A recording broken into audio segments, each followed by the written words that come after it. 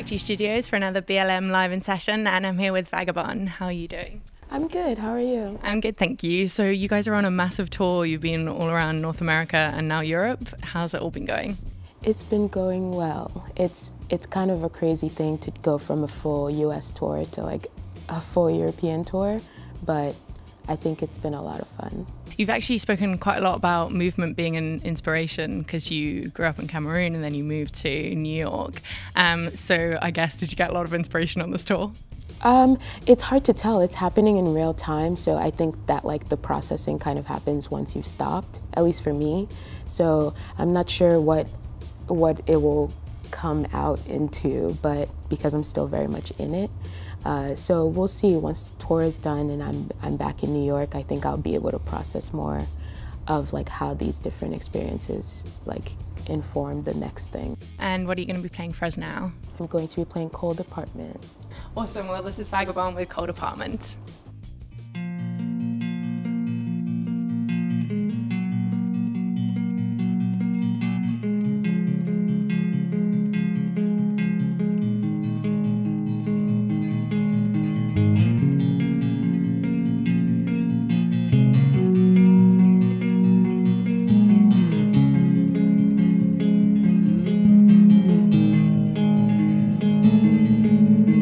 I know it's my fault.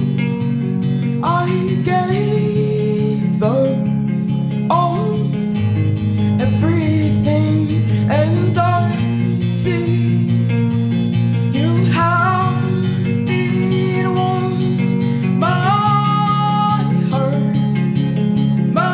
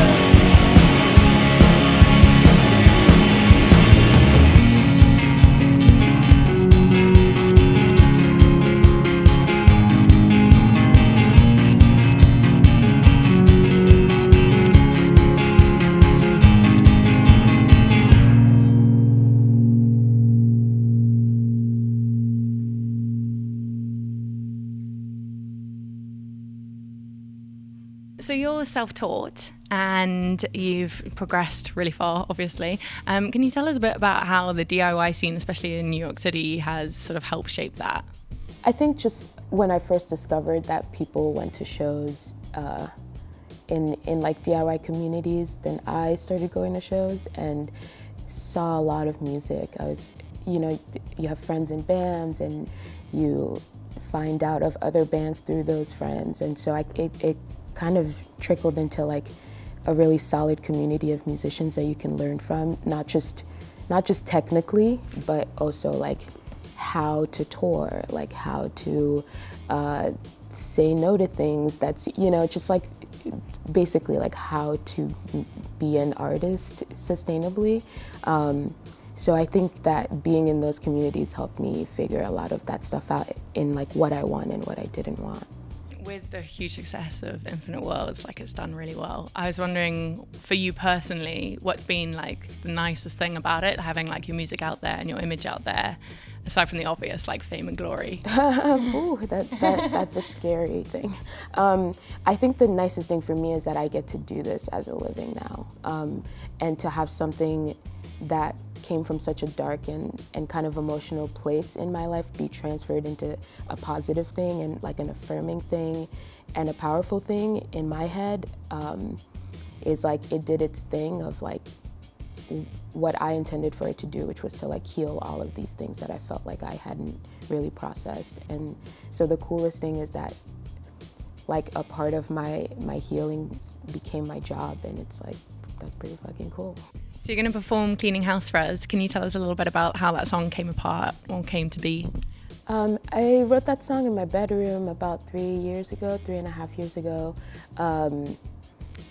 It's another one that's kind of taken different shapes as I spent more time with it, and originally it was just going to be an acoustic song, and then I thought of some drums for it, and so now it kind of became like a you know, bigger song and can exist in a lot of different ways. And so it's one of my favorites to play.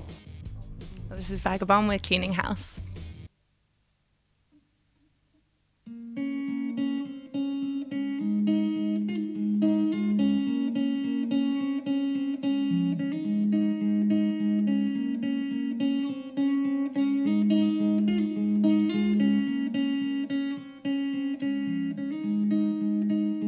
What about them scares you so much?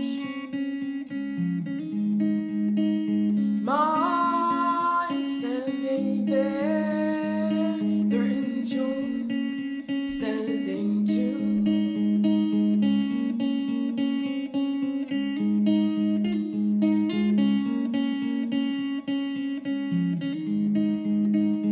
No longer yearn to be gentle, pure and sweet,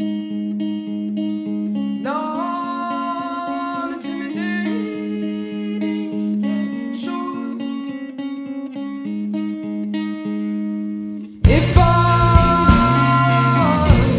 lived the way you did, I wouldn't be here today.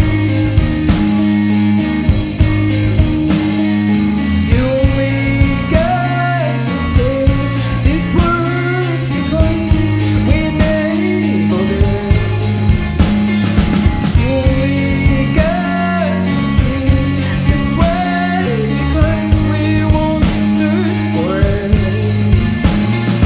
You raise your voice and talk aloud, but once you didn't have a voice at all. If you think you're the only one in this same made world again.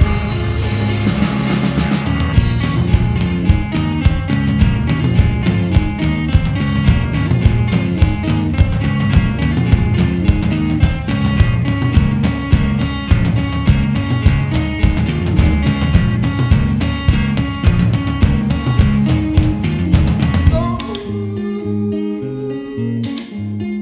long,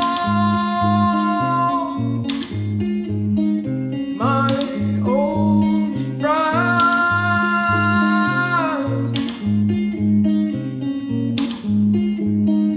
You're only casualty in a cleaning house again. You're only casualty in a cleaning up again.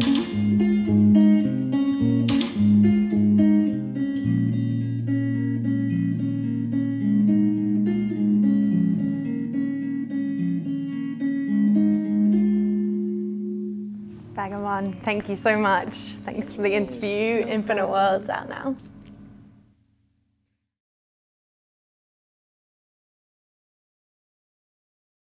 Subscribe to BLM in Session for more videos like this.